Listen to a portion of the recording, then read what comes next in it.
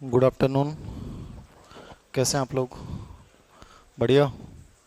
सामान्य से लग रहे हो, नॉर्मल से लग रहे हो मुझे। हैं? या बहुत अच्छे हो? चलो, फर्स्ट टॉपिक लर्निंग को स्टार्ट किया था मैंने। सिलेबस फर्स्ट डे हमारी सिलेबस के ऊपर चर्चा हुई कंप्लीटली, प्लस प्रोसेस के बारे में बताया मैंने आपको कि कहाँ तक कैसे पहुँचना है आपको, रास्ते की हमने बात की। सेकंड क्लास में टॉपिक स्टार्ट किया गया और उस टॉपिक में अधिगम का अर्थ और अधिगम की प्रक्रिया को मैंने समझाया। अर्थ में आपको इतना ही देखना था, व्यवहार में होने वाला वांछित अपेक्षित स्थायी परिवर्तन जो प्रशिक्षण और अनुभव के द्वारा होता है। फिर मैंने 7 परिभाषाएं आपको पढ़ाई इस टॉपिक में, जिसमें से मैंने आपको कहा कि 6 परिभाषाएं आपको जरूर देखनी है, स्पेशली गेट्सवन ने, वुडवर्थ, करंट क्रो, स्किनर, गिलफोर्ड और पिल। उसके बाद छोड़ दीजिएगा मॉर्गन किंग। मैं जो आपको पढ़ाऊंगा लिखाऊंगा क्लास नोट्स में, वहाँ जब चीज़ें मैं मेंटेन करूंगा कि ये चीज़ बहुत महत्वपूर्ण है, यहाँ से प्रश्न आते हैं, उनको थोड़ा अच्छे से देखना है। बस उद्देश्य यही है कि जब लास्ट टाइम में एग्जाम टाइम से पहले आप 1 महीने पहले, 1.5 महीने पहले या 2 दिन पहले आपको नोट्स रिवाइज करना है, तो ये जो चीज़ बताई हुई है इसका फ़ायदा यही है कि आपको कोई PYQ हल करने की ज़रूरत नहीं है। साइकोलॉजी में साइकोलॉजी की टेंशन आपकी यहीं ख़त्म हो जाएगी। तो थोड़ा सा सीरियसली आपने इन चीज़ों को देख लिया तो मैं PYQ साथ में बताता हूँ आपको कि यहाँ से इस एग्जाम में ऐसा प्रश्न आया हुआ है। पिछले 25 साल में जितने भी प्रश्न साइकोलॉजी के आए हैं, मान लो कल भी कोई पेपर हो गया साइकोलॉजी का, वहाँ भी कोई नया प्रश्न आ जाएगा तो मैं आपको क्लासरूम में बताऊंगा कि ये चीज़ यहाँ से इम्पॉर्टेंट है और यहाँ से चीज़ पूछी जा सकती है।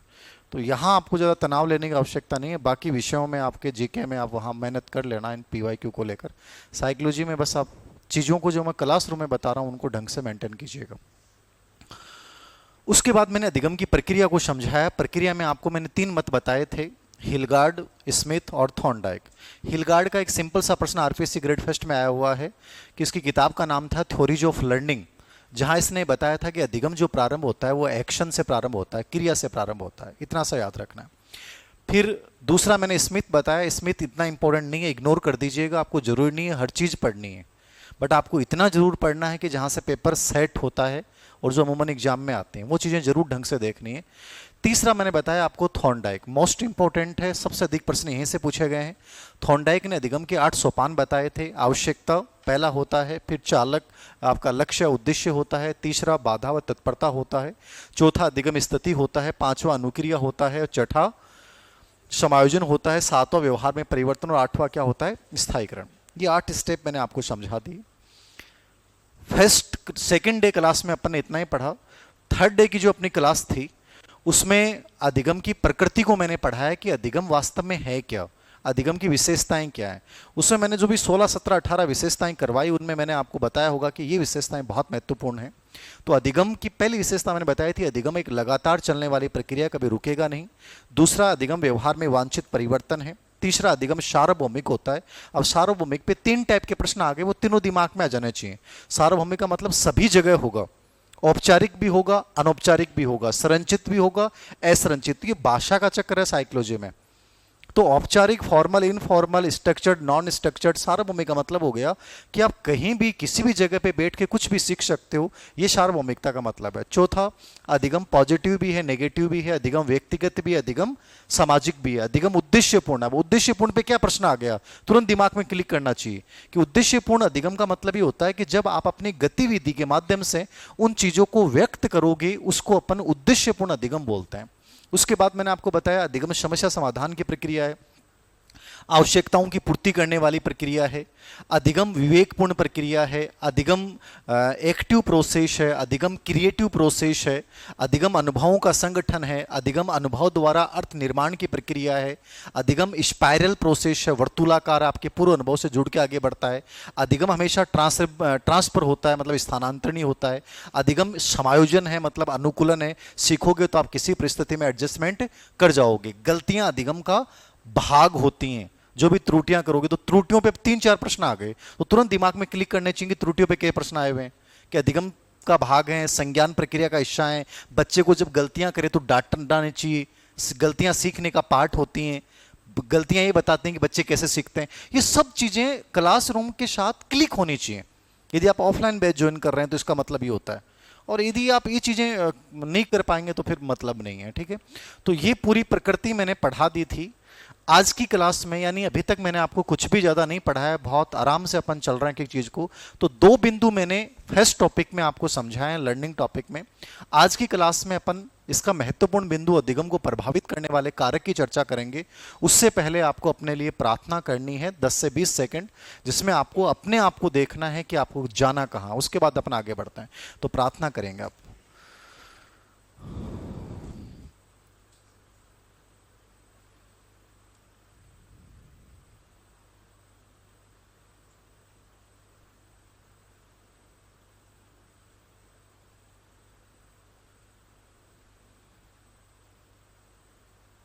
ओके, ये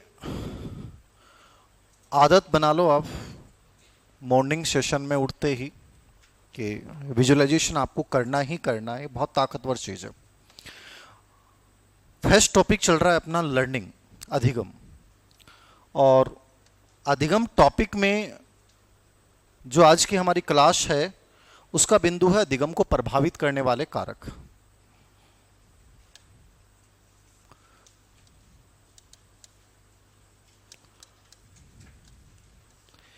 एक चीज और लिखना उससे पहले, एक प्रश्न मैंने देखा था मॉर्निंग में ही आज। अधिगम प्रक्रिया के मैंने आपको 3 लोगों के मत पढ़ाए, थॉर्नडाइक पढ़ाया, स्मिथ पढ़ाया, हिलगार्ड पढ़ाया, ठीक है। एक प्रश्न आया था अधिगम प्रक्रिया के चरण क्या होता है। चरण का मतलब क्या होता है? चीजें नई नई आती हैं। साइकोलॉजी एक ऐसा विषय है जो सबसे अधिक अपडेट होता है, जो सबसे अधिक बदलता है, और इस विषय में जागरूकता, अवेयरनेस बहुत जरूरी है। वैसे भी अवेयरनेस तो आपको सबको होनी चाहिए। ये तो अपना मेडिटेशन, योग 5 मिनट का तो डालो, क्योंकि अब माइंडफुलनेस तुम्हारे दिल दिमाग से गायब होता जा रहा है। और इसका सबसे बड़ा प्रमाण है कि आप क्लास में बैठे रहते हैं और 2 घंटे आपको पता नहीं चलता कि सर ने क्या पढ़ा दिया। कल मेरे पास एक बच्ची का मैसेज था जिसका संस्कृत शिक्षा विभाग में सिलेक्शन हो गया। 22वीं 23वीं रैंक थी उस बच्चे की। रिजल्ट आ गया, काउंसलिंग हो गई, वो बच्ची तैयारी कर रही है दोबारा संस्कृत शिक्षा विभाग की। काउंसलिंग होने के बाद आरपीसी की तरफ से एक लेटर जारी किया जाता है जिसमें अनुपस्थित अभ्यर्थियों की सूची जारी की जाती है कि इनके आवेदन पत्र निरस्त किए जाते हैं उपस्थित ना होने के कारण।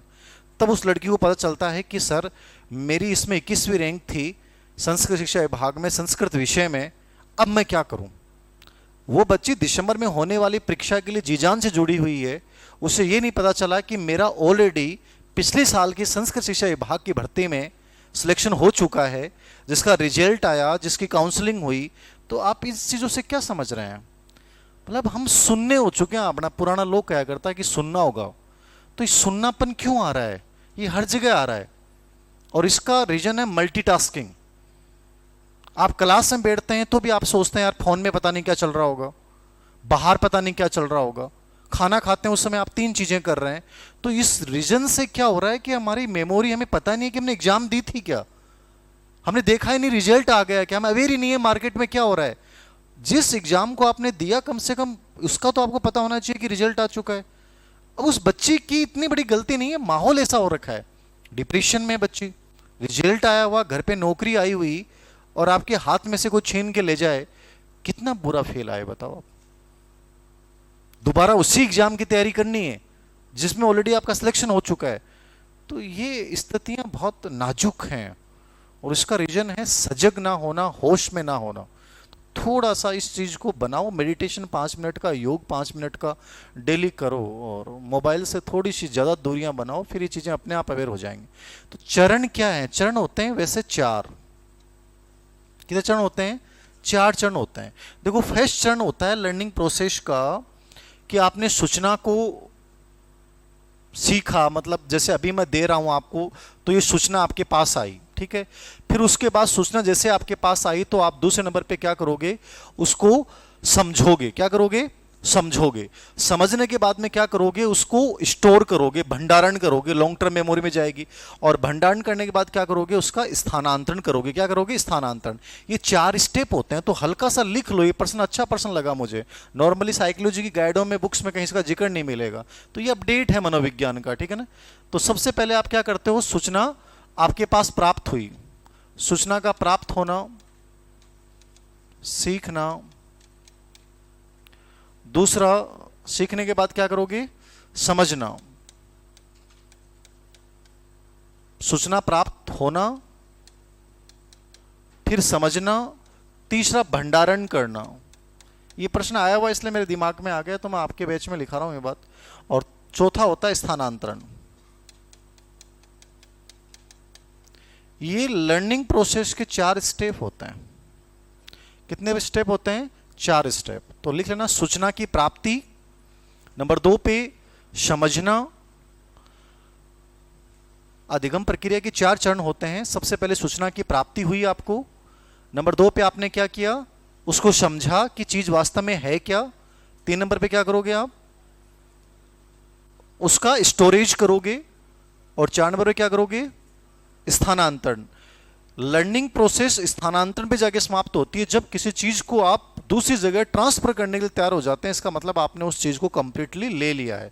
तो लर्निंग प्रोसेस के 4 चरण होते हैं। सबसे पहले इंफॉर्मेशन मिलती है, जैसे मैंने आपको बोला, कुछ बताया, फिर आपने समझा कि सर ये है क्या, ठीक है। समझने के बाद वो आपके स्टोरेज में जाएगी, बिना समझे वो गायब हो जाएगी। आप कभी भी देखना, जो चीज आपके समझ में आ गई क्लासरूम में, उसको आप भूलोगे ही नहीं, उसको आप कभी नहीं भूलोगे। और चौथा स्टेप है स्थानांतरण। मतलब हमेशा याद रखो, जहां तक आप चीजों को बहुत लॉन्ग टर्म तक याद करना चाहते हो, तो उन चीजों को अपने रूममेट को या किसी खुद को अपने आप को पढ़ाना शुरू कर दो, ठीक है ना। आपने किसी को इंफॉर्मेशन बता दी, आज तुम्हें ये टॉपिक मैं समझाता हूं, तुम मुझे ये टॉपिक समझाओगे। तो स्थानांतरण जब कोई चीज का हो जाता है, तो ये कंप्लीटली क्या हो जाती है, स्थायी हो जाती है। तो लर्निंग प्रोसेस के 4 स्टेप हैं, सूचना प्राप्त होना, फिर सूचना को आप समझना, सूचना का क्या करना, भंडारण करना, और लास्ट में सूचना का क्या करोगे आप, स्थानांतरण। ये 4 स्टेप लर्निंग प्रक्रिया के 4 चरण माने जाते हैं। सामान्य चरण ये होते हैं, बाकी थॉर्नडाइक, स्मिथ, हिलगार्ड ने जो बताया वो मैंने समझाई दी। तो ये एक्स्ट्रा में एक बिंदु मैंने आपको करवाया, क्योंकि एग्जाम में आ गया था और मैंने देख लिया, इसलिए ध्यान में था। अब अपन चलते हैं अधिगम को प्रभावित करने वाले कारक। कौन से कारक अधिगम को प्रभावित करने वाले हैं?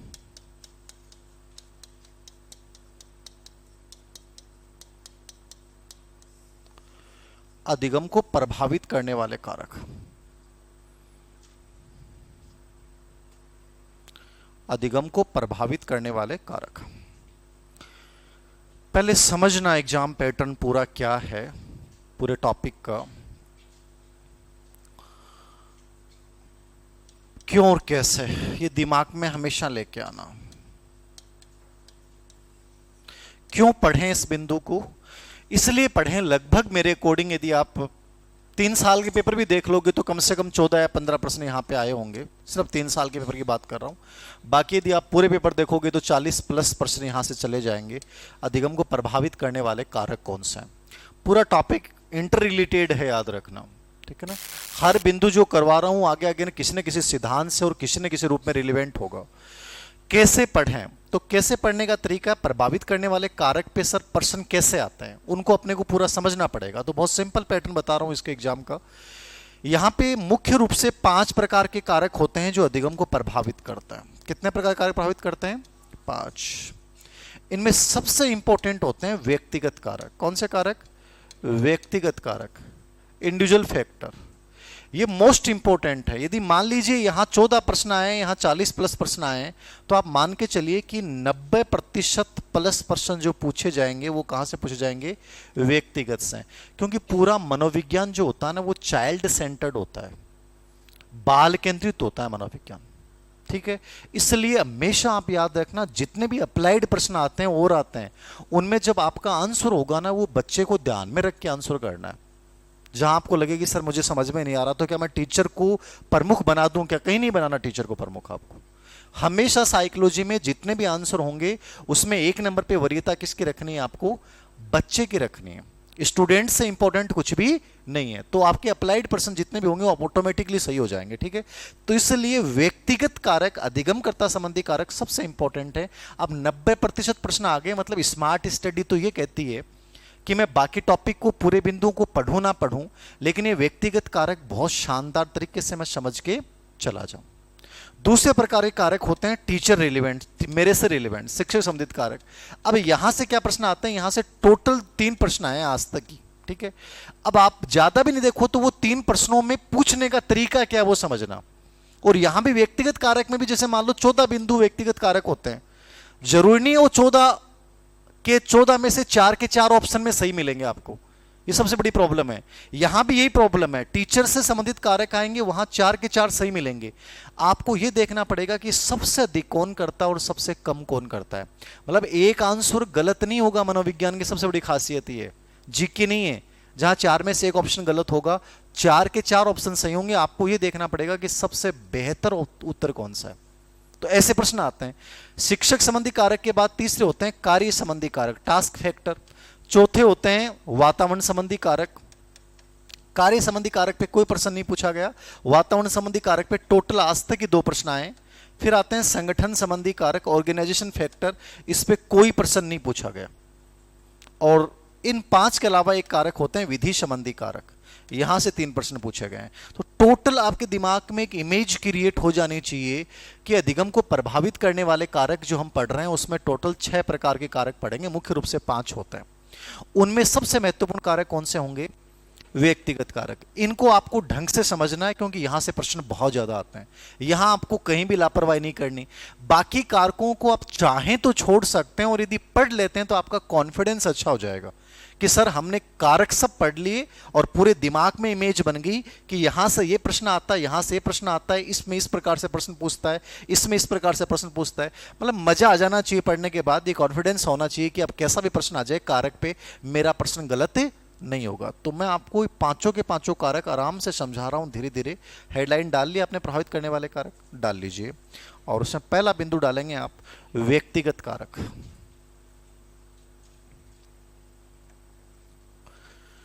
व्यक्तिगत कारक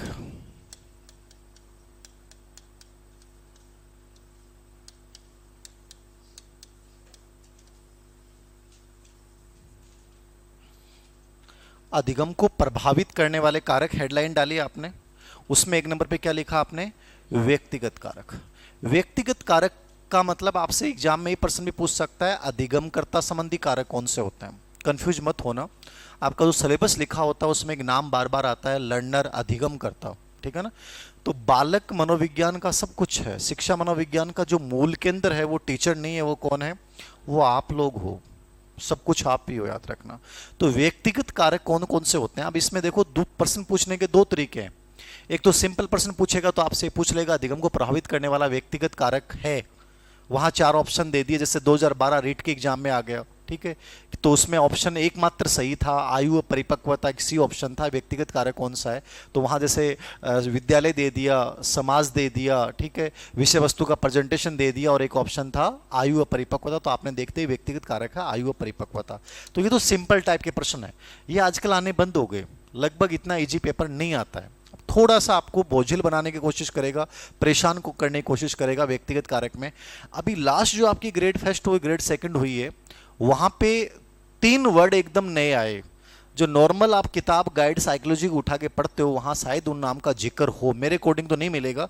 अभी उन लोगों ने कोई लिख दिया हो तो लिख दिया हो। तो बहुत अच्छे बिंदु थे। कहने का मतलब है आपको पढ़ना पूरा ही है, बस ये देख लेना कि मान लीजिए व्यक्तिगत कारक में 3 बिंदु सबसे मोस्ट इंपॉर्टेंट है, तो आपको ये याद रखना है कि सबसे ऊपर इसको रखना है, नीचे इसको रखना है, बीच में इसको रखना है, ठीक है, कि यदि 4 ऑप्शन सही हो तो। बाकी पढ़ के व्यक्तिगत कारक स्पेशली आपको पूरे ही जाना है। तो व्यक्तिगत कारक में कुलदीप इसका पतले वाला बारीक वाला वो है ना, वो नहीं यार, वो लेके आना।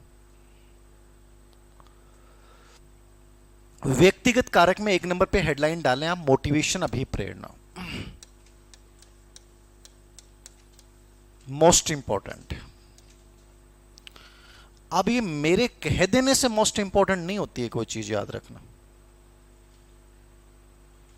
मेरे कह देने से कोई चीज मोस्ट इंपॉर्टेंट नहीं होगी।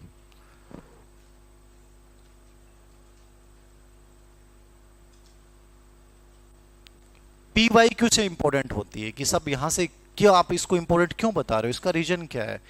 RPC grade second, grade first या कोई पेपर उठा के देखना, आपको लगभग 5 से 6 प्रश्न केवल इस बिंदु पे पूछे गए। मोटिवेशन, मोटिवेशन का मतलब क्या समझता है, अभी प्रेरणा क्या होती है, क्या है मोटिवेशन। आपकी जो सांसें भी चल रही है ना, वो मोटिवेशन की वजह से चल रही हैं। कितनी बड़ी बात है। कई बार लोग कहते हैं कि मोटिवेशन से क्यों है, कहते हैं ना मोटिवेशन से कुछ नहीं होने वाला। मैं कह रहा हूं आपकी सांसें भी मोटिवेशन से चल रही हैं। यदि यहां भी मोटिवेशन नहीं होगा ना, तो सांसें रुक जाएंगी, ये आप अपने आप को खत्म कर लोगे। जिंदगी में कोई भी चीज विदाउट मोटिवेशन तो होती नहीं है।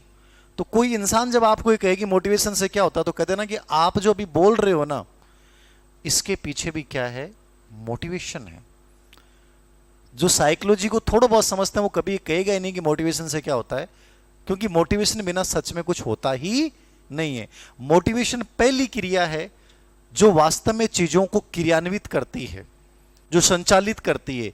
इसलिए अधिगम को प्रभावित करने वाले कारकों की जब भी अपन चर्चा करेंगे, तो सबसे पहला कारक, सबसे इंपॉर्टेंट व्यक्तिगत कारक।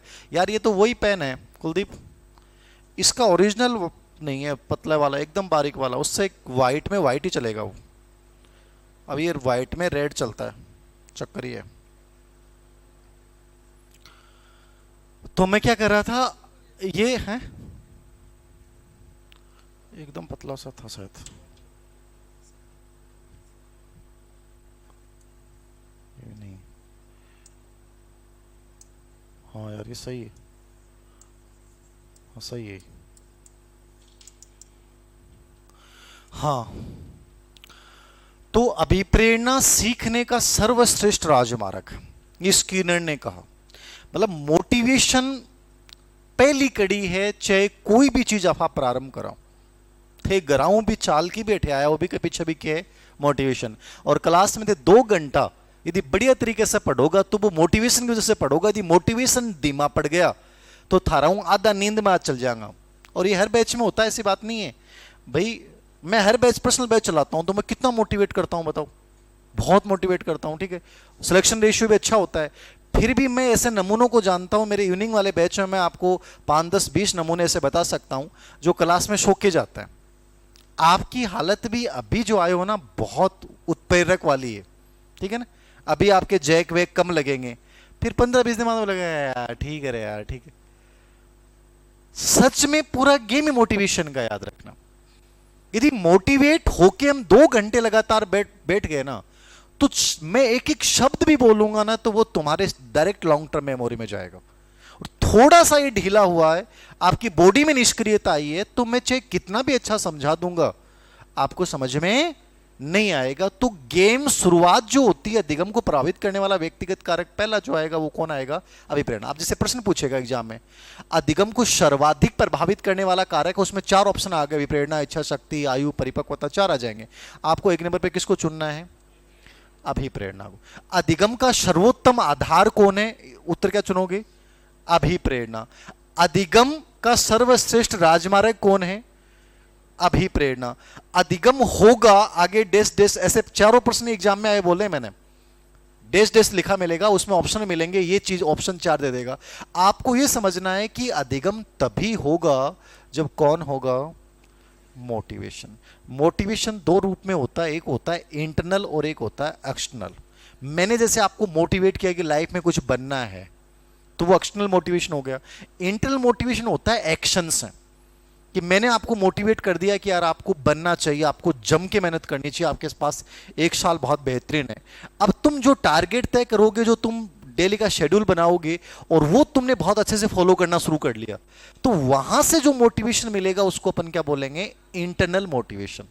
इसलिए आपका जो सवाल होता है कि सर हम आपसे क्लास लेके जाते हैं तो बहुत अच्छा फील करते हैं, लेकिन 2 दिन 3 दिन बाद में वापस से फ्यूज हो जाता है। तो फ्यूज में लाइट कहां से आएगी, जब रियल में एक्शन लिए जाएंगे। तो डेली यदि तुम एक्शन लोगे, डेली तुम 6 से 7 घंटे पढ़ लोगे, डेली जो तुम टारगेट तय किए वो प्राप्त कर लोगे, तो फिर कभी तुम्हारे अंदर डिमोटिवेशन आ ही नहीं सकता। तो अब इसके आगे लिख लो आप, अभी प्रेरणा के आगे। अधिगम को सर्वाधिक प्रभावित करने वाला कारक, अधिगम को सर्वाधिक प्रभावित करने वाला कारक, अधिगम को सर्वाधिक प्रभावित करने वाला कारक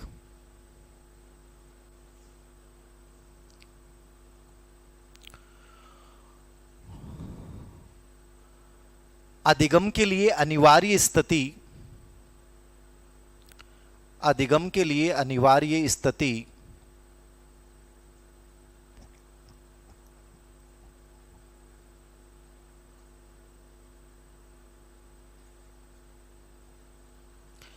अधिगम का सर्वश्रेष्ठ राजमार्ग,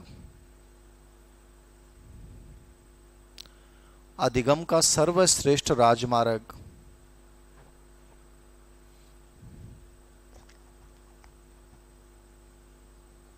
ये प्रश्न कई बार रिपीट है। सर्वश्रेष्ठ जो राजमार्ग कहा था वो किसने कहा था? स्किनर ने कहा था। किसने कहा था? स्किनर। लिख लेना आगे, ये स्किनर ने कहा था। लिख लिया? ये कहीं भी प्रश्न आ जाए आपको एक नंबर पे जो आंसर करके आना है वो क्या करके आना है? मोटिवेशन करना है। वैसे आपके मोटिवेशन पूरा टॉपिक है, specially grade second, grade third rate में यदि आप देते हैं तो मोटिवेशन आपको पूरा ही पढ़ना पड़ता है। ग्रेड फर्स्ट में टॉपिक सिलेबस से हटा दिया, मोटिवेशन आपको नहीं पढ़ना है, बट वहाँ एक छोटा सा बिंदु डाला हुआ है, मोटिवेशन अभिप्रेरणा की अधिगम में भूमिका क्या होती है। ठीक है, तो मोटिवेशन की भूमिका इतनी सी है, जब मोटिवेट आप होते हैं तो सीखने की गति क्या होती है? दुगुनी हो जाती है। ठीक है, मोटिवेशन से आपका ध्यान बंटता नहीं है, डिवाइड नहीं होता है। मोटिवेशन से क्या होता है? आपका इंटरेस्ट बढ़ जाता है। समझ रहे? मोटिवेशन से आपके व्यवहार में क्या होता है? परिवर्तन होता है। मोटिवेशन से क्या होता है? आपके कार्य में कुशलता आती है। समझ रहे? मोटिवेशन से आप सेलेक्टिव बन जाते हो कि मुझे कौन सी चीज छोड़नी है, कौन सी नहीं करनी। ये मोटिवेशन में क्या होते हैं? फायदे होते हैं। तो नोट ला के लिखना, अभिप्रेरणा से, अभिप्रेरणा से सीखने की गति, अभिप्रेरणा से सीखने की गति, अभिप्रेरणा से सीखने की गति दुगुनी हो जाती है, सीखने की गति दुगुनी हो जाती है।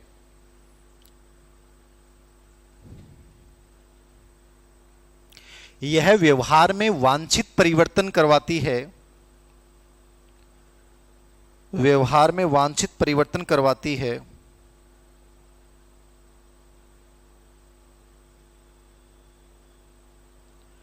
व्यवहार में वांछित परिवर्तन करवाती है।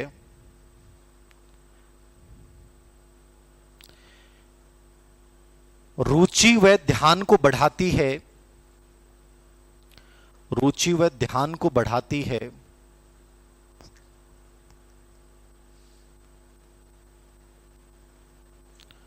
रुचि व किसको बढ़ाती है? ध्यान को बढ़ाती है। मानसिक गुणों का विकास करती है,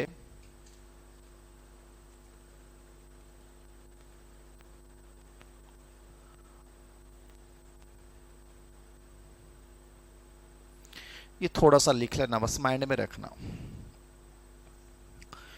इस पे प्रश्नों की लैंग्वेज जो मैंने बताई वो सीधी से आएगी। अधिगम को सबसे अधिक प्रभावित करने वाला कारक कौन है? तो आपको आंसर क्या करना है? मोटिवेशन। दूसरा जो व्यक्तिगत कारक में मोटिवेशन के बाद दूसरा बिंदु जो आएगा वो आएगा इच्छा शक्ति। क्या आएगा? इच्छा शक्ति, विल पावर।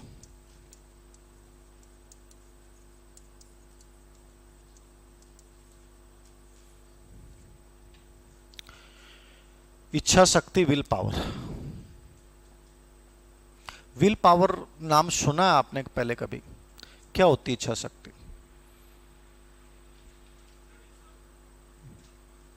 इच्छा शक्ति से पहले डर लगा दोगे तो वो हो जाएगा कि भाई हाँ, वो बात तो एक ही है।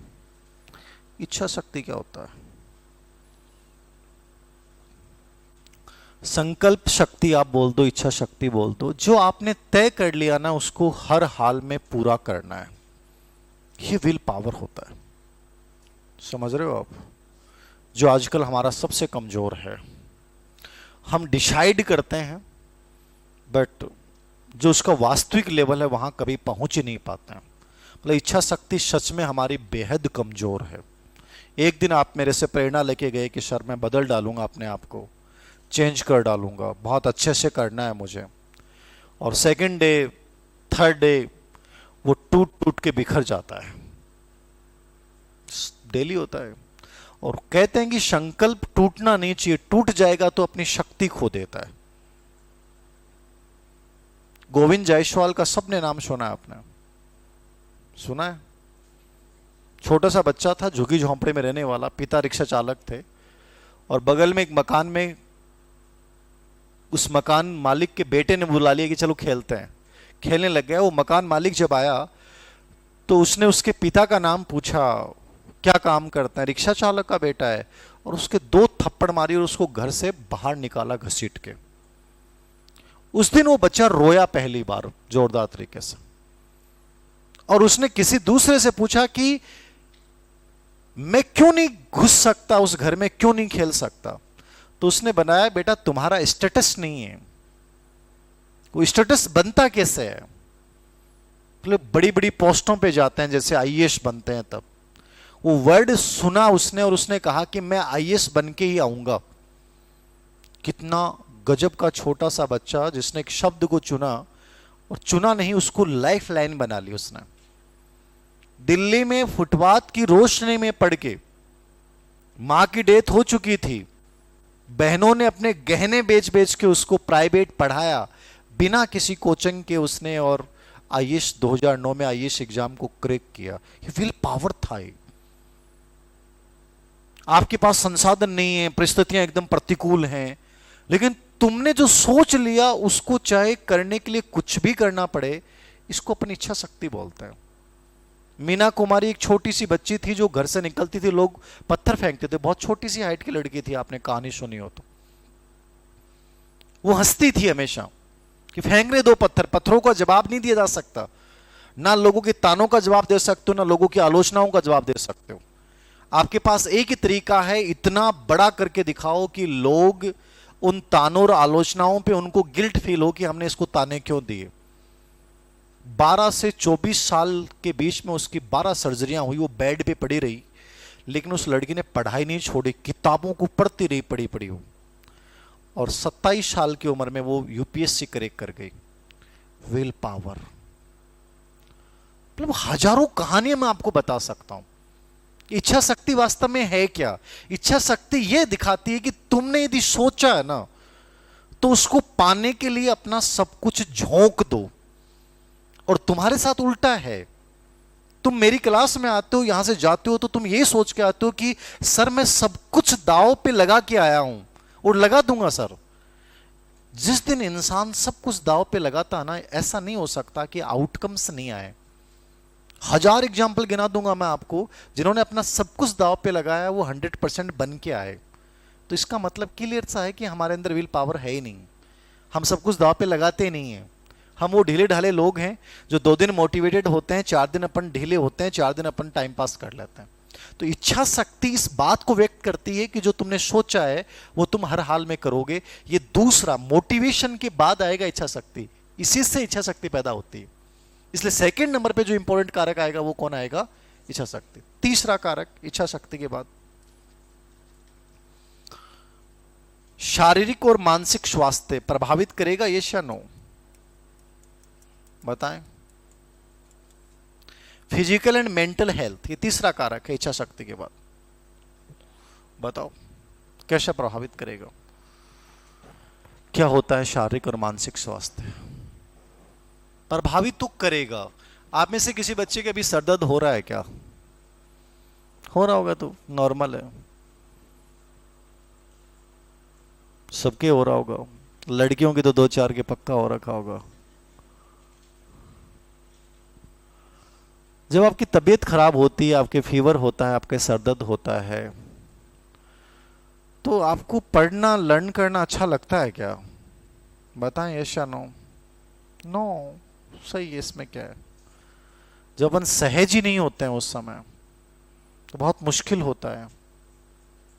तो प्रभावित तो करेगा, इसमें कोई डाउट नहीं है। फिजिकल और मेंटल हेल्थ, आपकी कोई भी पीड़ा हो गई, कहीं लग गई आपके, बुखार हो गई, कुछ भी हो गया, सरदर्द हो गया, मतलब मामूली सरदर्द की बात की मैंने। सरदर्द हमें इतना परेशान कर देता है कि हम किताब पढ़ भी रहे हैं तो हमें समझ में नहीं आ रही और ज़्यादा परेशान हो जाते हैं। तो प्रभावित तो करेगा, इसमें कोई डाउट नहीं है। लेकिन एक एग्जाम्पल बहुत बड़ा है भारत का, ईरा सिंघल का नाम सुना आपने? 2016 आईएएस को टॉप किया था उसने। वो चल नहीं पाती थी और लोग उसका मजाक उड़ाते थे कि जो ढंग से चल नहीं पाती वो क्या यूपीएससी क्रैक करेगी। उसको कहते हैं कि 25 से 30 टेबलेट पेन किलर खानी पड़ती थी, सिफिलिस था उसके, बैठ नहीं पाती थी। तो उन तानों को दबाने के लिए उसने वो टेबलेट खा खा के पढ़ाई की, जबरदस्ती, मतलब अपने शरीर को रौंदने का प्रयास किया उसने। अमूमन नहीं रौंदना चाहिए, लेकिन उस लड़की ने ये दिखाने के लिए कि मैं कर सकती हूं, और 2016 ये स्टॉप कर डाला। आश्चर्य था पूरे भारत के लिए। यार इस बीमारी के होते हुए और इतनी लंबी स्टडी करना, सिटिंग करना कैसे पॉसिबल हुआ? मतलब विल पावर यदि हो तो फिजिकल और मेंटल हेल्थ भी इंपॉर्टेंट नहीं है। प्रभावित तो नो डाउट करेगा, लेकिन मैंने कहना क्या चाह रहा हूं मैं आपको, यदि ये स्ट्रोंग है तो ये क्या बन जाएगा? कमजोर बनेगा। बाकी आपको एग्जाम में ही करके आना कि प्रभावित करेगा। 4 नंबर पे इमोशन, सवेंग। ये प्रश्न बहुत आता है भाई, हर बिंदु इंपॉर्टेंट है जो मैं पढ़ा रहा हूं इसमें। सवेंग जानते हैं आप? क्या सवेंग लर्निंग को प्रभावित करेंगे? ऐसा नो। कैसे कैसे प्रभावित करेंगे सवेंग? बताएं थोड़ा सा।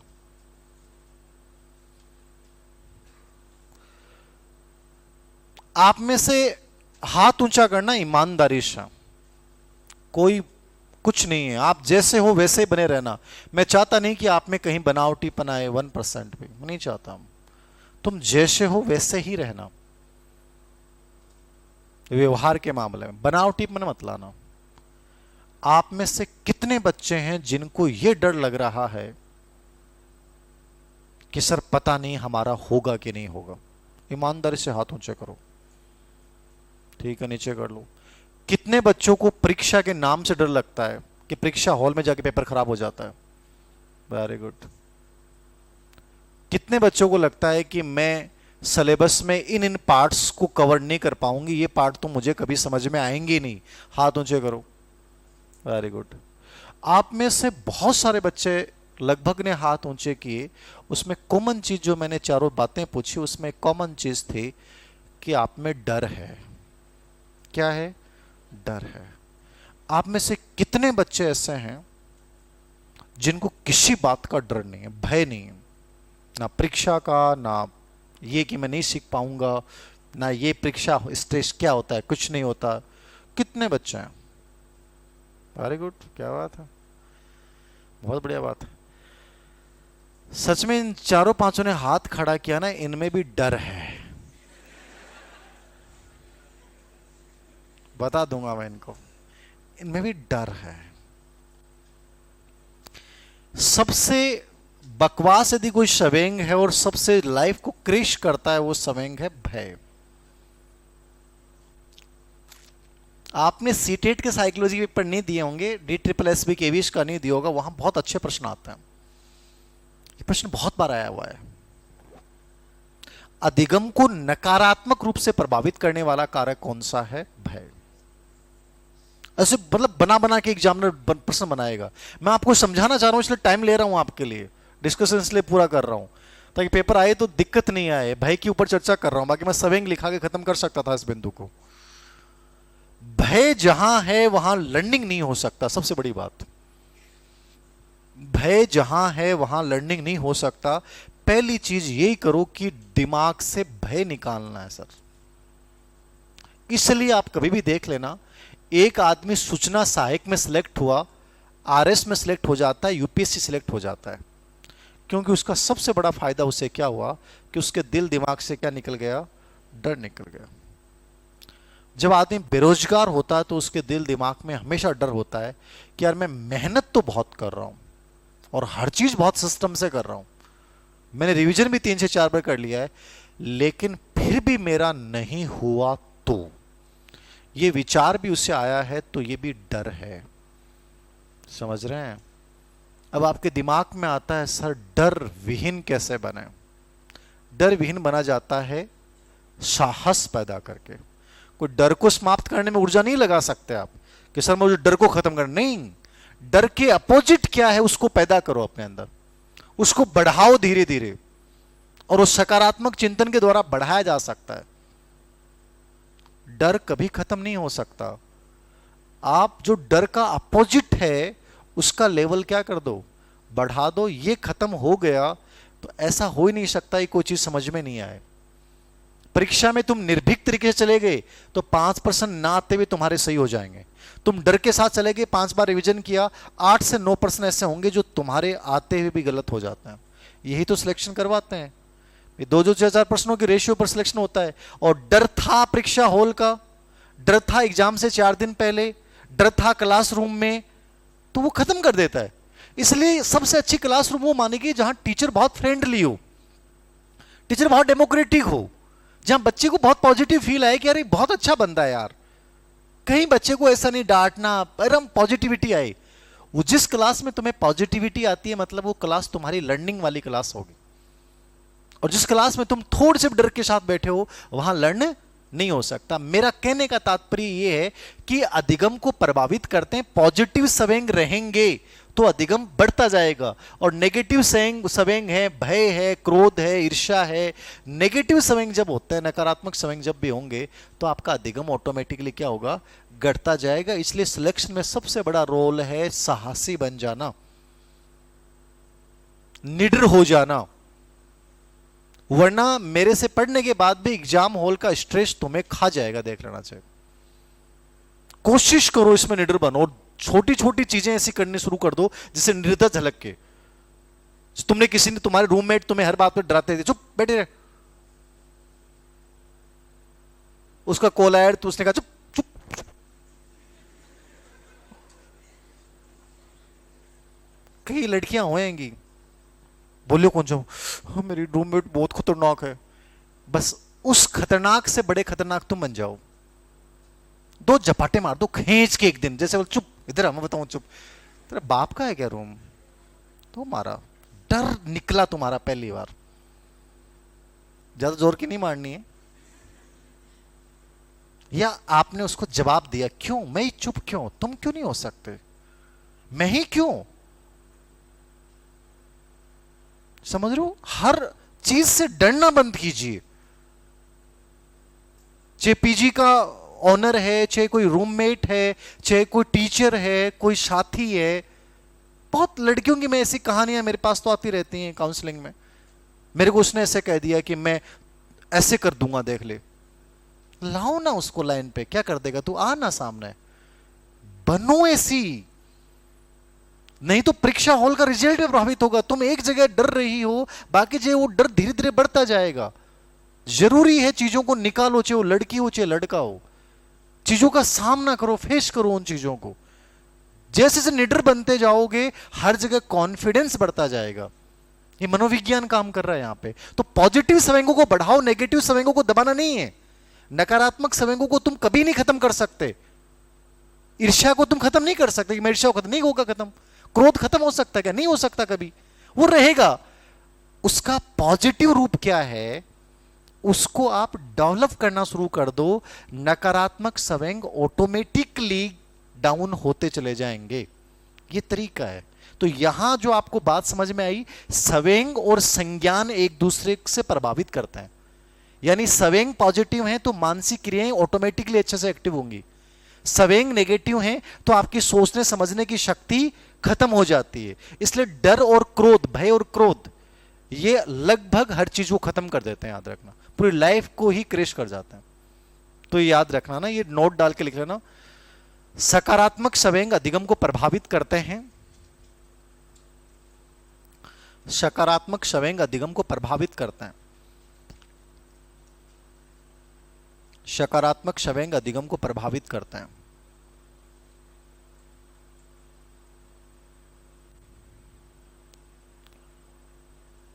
जैसे आनंद,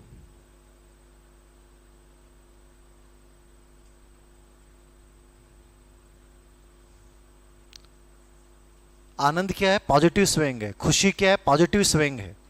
अभिमान क्या है? Positive swing. अभिमान, घमंड भी पॉजिटिव स्विंग है। पता है क्या इस बात का? घमंड जो होता है ना, वो पॉजिटिव स्विंग होता है, वो लर्निंग को बढ़ाता है। घमंड होना चाहिए अपने आप पे। तुम सोचो घमंड दो, कितनी घमंडी है, कोई सोचे तो सोचने दो। अपने आप को यदि आप पे घमंड है ना कि यार मैं बढ़िया हूं, थे चे कहें की हो चे, सुंदर भी नहीं हो तो भी अपना आपने हमेशा मानो कि मैं बहुत खूबसूरत हूं, लोग देख रहे हैं मन, मत देखने दो, क्या फर्क पड़ा है? मन में फील हमेशा पॉजिटिव रखो। अभिमान होना नकारात्मक नहीं है, मनोविज्ञान को समझते हैं, उनको पता है। वो दुनिया की नजर में नकारात्मक समय माना गया, घमंडी आदमी यार, बहुत घमंड है। जिसको अपने पे घमंड है वो अंदर से बहुत पॉजिटिविटी आएगी उसमें, ठीक है ना। तो ये सकारात्मक समय अधिगम को बढ़ा देंगे, और नकारात्मक समय जैसे भय, क्रोध, ईर्ष्या अधिगम को क्या करते हैं? घटा देते हैं। लिखना जैसे भय, क्रोध अधिगम को कमजोर बनाते हैं। भय व क्रोध अधिगम को क्या बनाते हैं? कमजोर। भय व क्रोध अधिगम को कमजोर बनाते हैं। भय व क्रोध अधिगम को क्या बनाते हैं? कमजोर।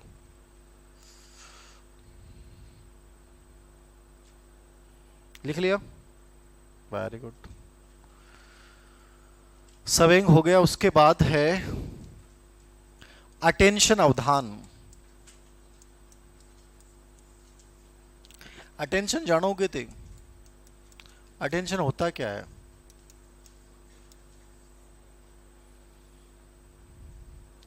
अटेंशन का मतलब होता है अपनी पूरी ऊर्जा को एक जगह केंद्रित कर देना, अटेंशन कहलाता है। समझ रहे हो ना आप? अटेंशन का मतलब क्या है? आप में जितनी एनर्जी है, जैसे अभी फिलहाल मान लो साइकोलॉजी क्लासरूम में आप, तो आप में जितनी ऊर्जा है, आपने उस पूरी ऊर्जा को यहां पे डाल दिया, एक जगह पे डाल दिया, तो ये अटेंशन होगा, जो अमूमन होता नहीं है। यदि मान लीजिए आपका अटेंशन पूरा यहां पे है, मेरी क्लास में है, मेरे पे है, तो आपका लर्निंग पावर ऑटोमेटिकली क्या होगा? बढ़ जाएगा। और आपके अटेंशन दिमाग में और चल रहा है कि सर क्या होगा, क्लास के बाद मुझे वहां जाना है, मेरी क्लास है 4:30-5 बजे से, ठीक है, शाम को मुझे वहां जाना है, खाना आज क्या बनाना है, दिमाग में चीजें चल रही हैं, तो विभक्त अवधान है वो। अब क्लास में यदि आपका ऐसा अवधान के साथ आप बैठे हैं, तो मैं बहुत अच्छा भी समझा रहा हूं, तो उतना अच्छा लर्निंग आपका नहीं होगा। तो लिख लो,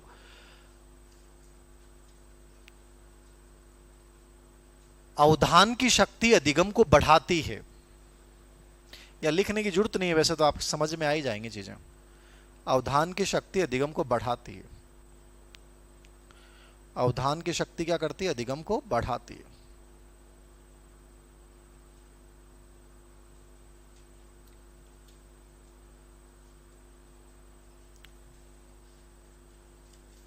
अटेंशन हो गया। उसके बाद रुचि, इंटरेस्ट। रुचि भी अधिगम को प्रभावित करने वाला व्यक्तिगत कारक है।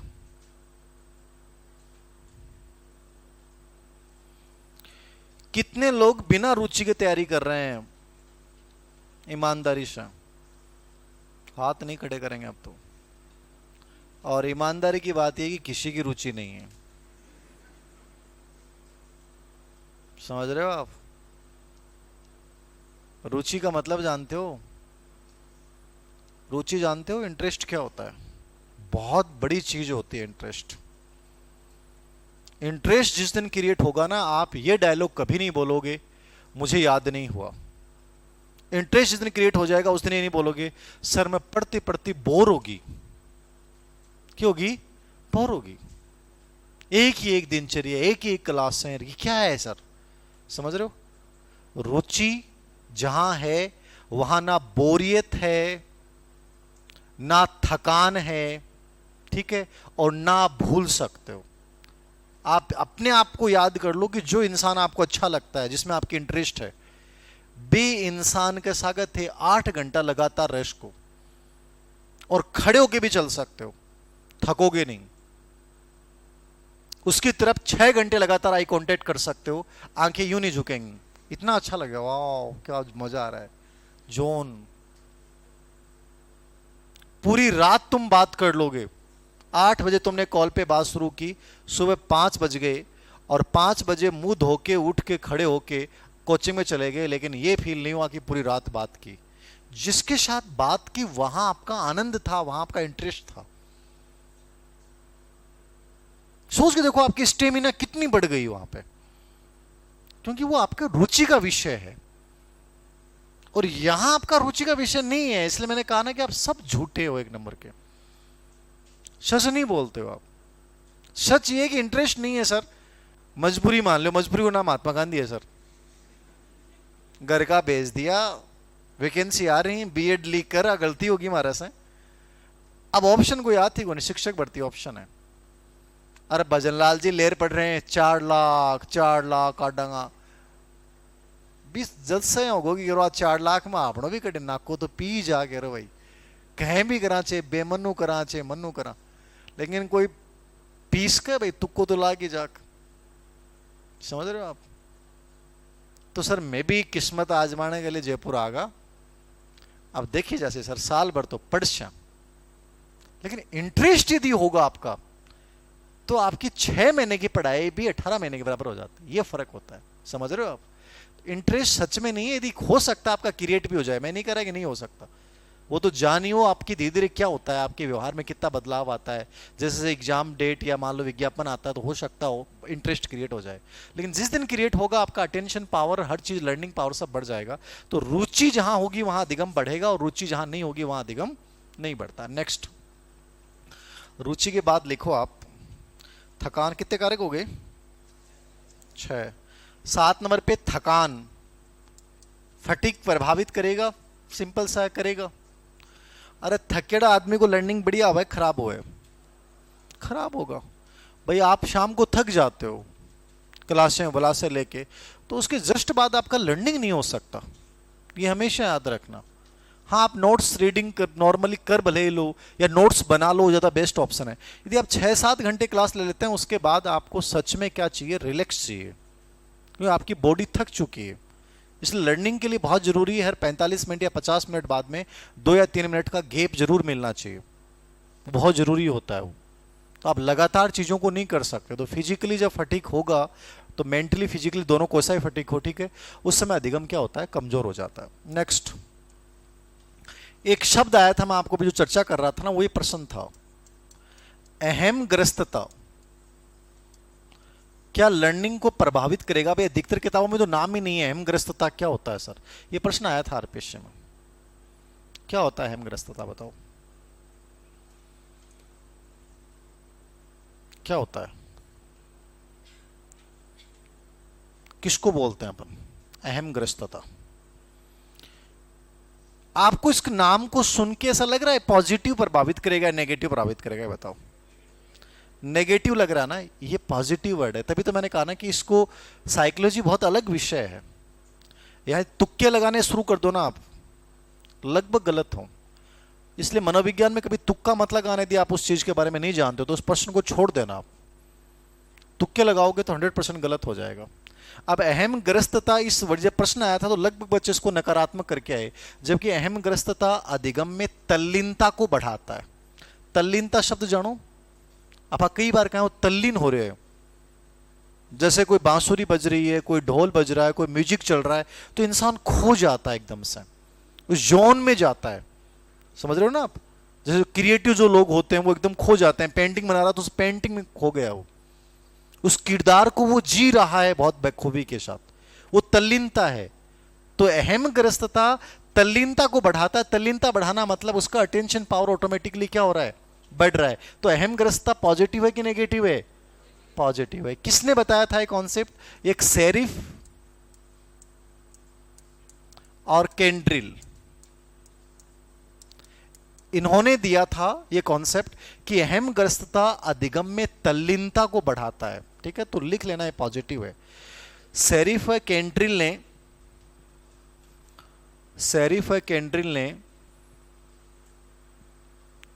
तल्लीनता को, सेरिफ है केंड्रिल ने तल्लीनता को अधिगम में सकारात्मक कारक माना है। सेरिफ और कैंड्रिल ने तल्लीनता को अधिगम में क्या माना है? सकारात्मक कारक, पॉजिटिव कारक।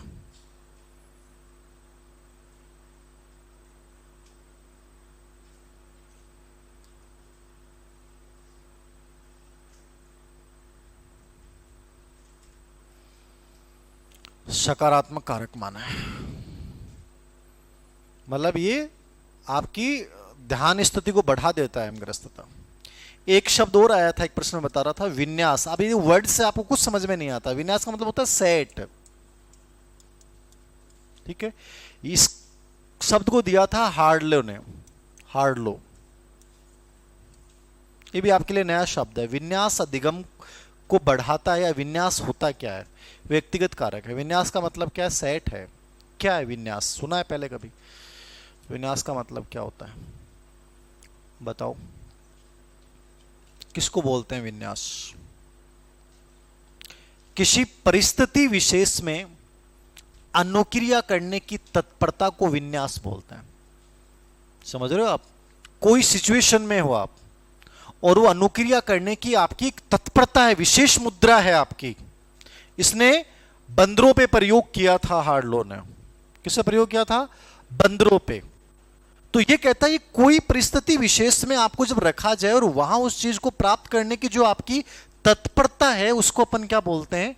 विन्यास बोलते हैं। जैसे आपकी बॉडी लैंग्वेज बोलती है, समझो ना, आप कई बार कहते हो कि सर बॉडी लैंग्वेज से कुछ आइडिया लग जाता है। बॉडी लैंग्वेज बता देती है आपका कॉन्फिडेंस क्या है। बॉडी लैंग्वेज बता देती है आपको समझ में आ रहा है कि नहीं समझ में आ रहा। आपका बैठने का तरीका आपका ऊर्जा को दिखा देता है कि इस बच्चे की ऊर्जा क्या है, इसकी दिनचर्या कितनी अच्छी होगी। हर चीज तुम्हारी मुद्रा में दिखाई देती है, तुम्हें खुद को पता नहीं है, बट ये टीचर को नॉलेज है थोड़ा बहुत भी इसका, तो पहचान जाएगा प्रत्येक बच्चे को। इसकी जो बैठने की स्थिति है वो दिखाती है कि तुम्हारे अंदर रेडीनेस कितना गजब का है। तो लिख लो विन्यास में परिस्थिति विशेष में, परिस्थिति विशेष में कार्य करने की तत्परता। परिस्थिति विशेष में कार्य करने की तत्परता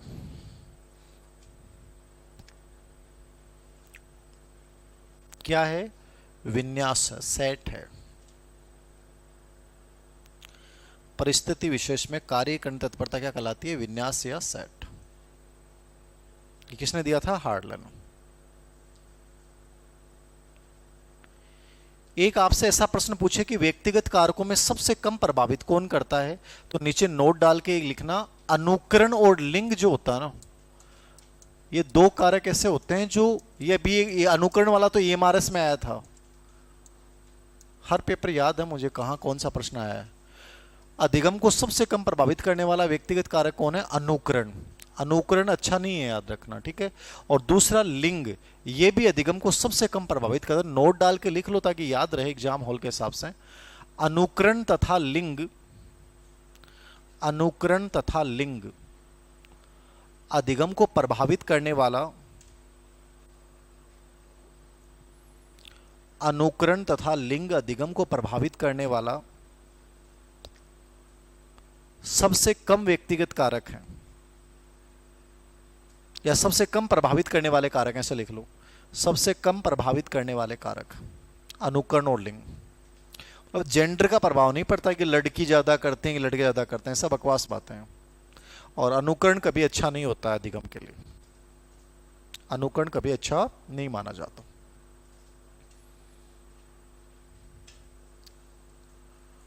अनुकरण लिंग हो गया। कोई डाउट है यहां तक किसी बच्चे को? नहीं है। व्यक्तिगत कारकों में सबसे मोस्ट इंपॉर्टेंट कारक पहला, दूसरा और तीसरा